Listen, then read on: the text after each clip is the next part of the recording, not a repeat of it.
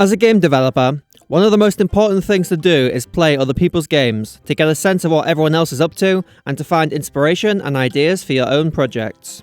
As someone who's interested in 5th generation retro graphics, as well as 3D platformers, one of the most interesting niches that has been emerging in the last couple of years is retro 3D platformers, which seek to emulate not only the mechanics, but also the graphical style of the best games of the 5th and 6th console generations.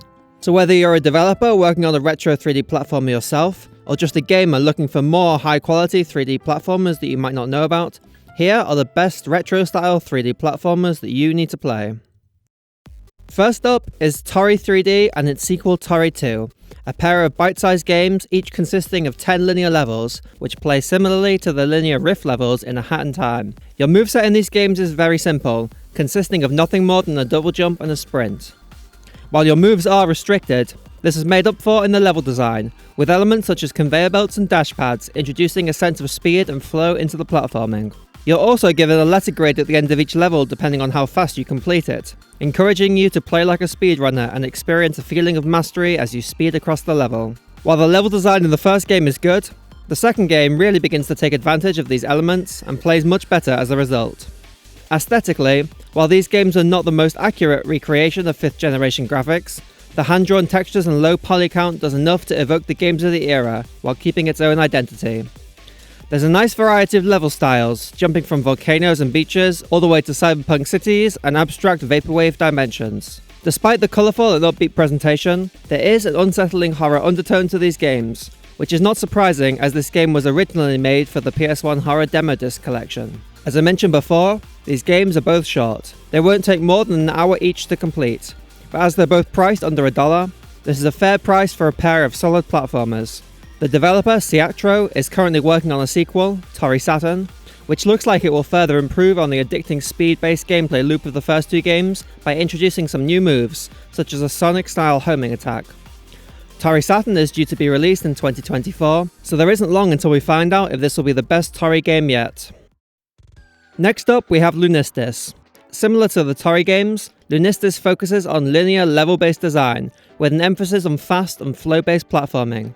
Similar to Toree, Hannah, the star of Lunistice, only has a simple moveset, consisting of a double jump as well as a spin attack that doubles as a triple jump. However, like Toree, this moveset isn't limiting, as it's empowered by smart level design, featuring a variety of level elements that add a sense of flow and mastery to the movement, such as bounce pads, speed panels, and grind rails.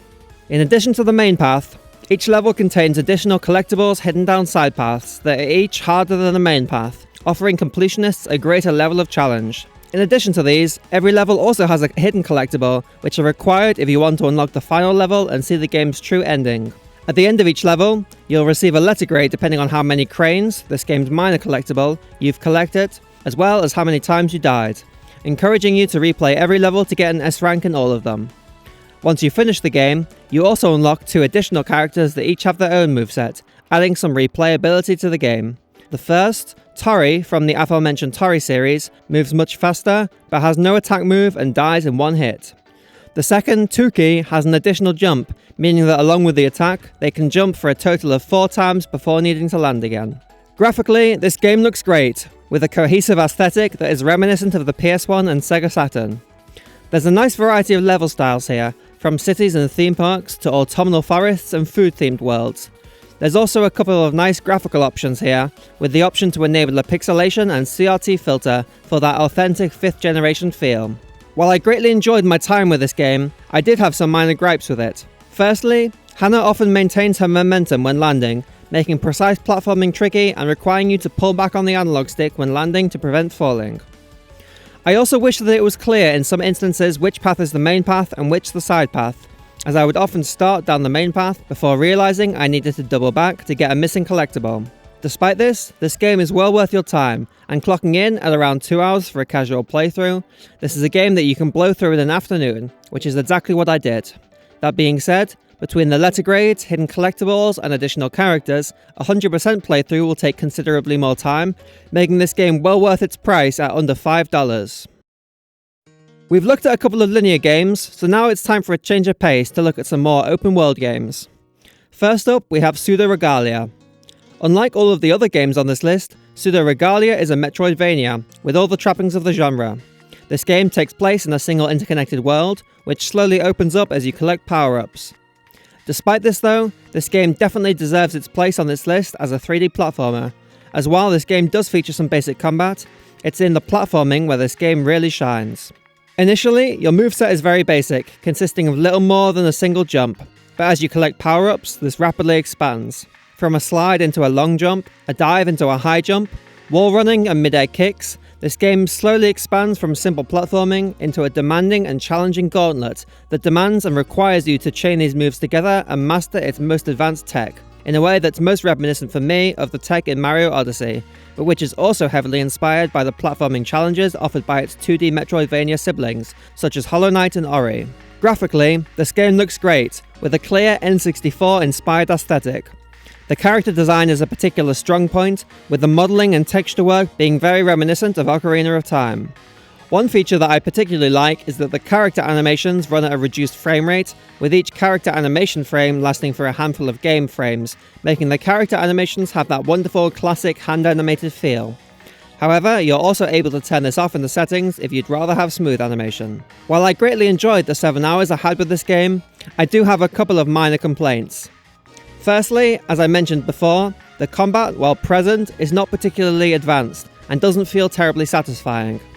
While there are some nice ideas here, such as a healing system reminiscent of Hollow Knight, whereby attacking builds up a charge that can be used to heal, a more engaging and satisfying combat system with a greater enemy variety and a larger arsenal of interesting offensive moves could have lifted this game up from a decent Metroidvania into being one of the all-time greats. My other gripe is that despite the extensive open world, this game offers absolutely no in-game map, and with areas often looking rather samey, this can make it difficult and at times frustrating to find the way forwards. In one particularly grating instance, I spent over an hour running around aimlessly until I found the single nondescript corridor that I needed to follow to progress with the game. Despite these flaws, Pseudoregalia is still very much worth your time, with a deep and varied set of moves that are enriched and empowered by the inspired level design, offering a platforming experience that rivals some of the all-time greats of the genre. As mentioned previously, my playthrough clocked in at around 7 hours, though this could vary considerably depending on how quickly you're able to navigate the map and how adept you are at this game's most punishing platforming challenges. At any rate, at a mere $6 at the time of recording, this game is more than worth the price of admission. The final game I'd like to talk about is Cavern of Dreams. Firstly, let's talk about this game's graphics. This game wears its graphical inspiration very much on its sleeve, taking a clear inspiration from the N64, and especially the rare 3D platformers of the era such as Banjo-Kazooie and Donkey Kong 64. As you can see, this game looks gorgeous, with a meticulous attention to detail in creating a pleasing colour palette and visual composition that very closely matches the graphical limitations of the N64. What's more, a huge amount of care has been put into bringing this game to life, with a variety of interesting characters to meet that are very reminiscent of those aforementioned titles. Now, let's talk about gameplay. As mentioned, this game closely follows the formula set down by games such as Banjo-Kazooie. This game is very much a collectathon, with an emphasis on travelling to different worlds from a hub to collect a variety of minor and major collectibles. Despite being most heavily inspired by Banjo, there is also a hint of Spyro in this game.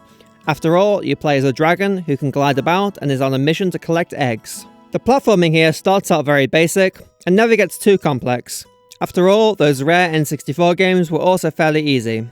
However, every few eggs that you collect, you do unlock a new ability, which adds a nice set of variety, as well as giving the game a light Metroidvania feeling. While the platforming here never reaches the heights of games such as Pseudoregalia, the amount of love put into the presentation, as well as some of the variety in gameplay, such as a variety of easy-to-solve yet satisfying puzzles, more than makes up for this. The average playthrough for Cavern of Dreams should last somewhere around 6 hours, so at a cost of $13, this game is a little pricier than the others in this video, but in my opinion, it's still well worth the price of entry, especially if you are a fan of those classic N64 platformers and you're looking for a title that satisfies that itch. And that's all the games for this video. Overall, if you're a fan of the classic 5th generation 3D platformers, or if you're working on a retro style platformer and are looking for inspiration, then all of these games here are well worth your time. If you are working on a platformer of your own, I'd love to see it, so be sure to head over to my Discord server to show it off. As always, if you'd like to support the channel, you can become a patron on Patreon and receive exclusive benefits. If you did enjoy the video, make sure to also leave a like and subscribe. Thank you all so much for watching, and I'll see you next time.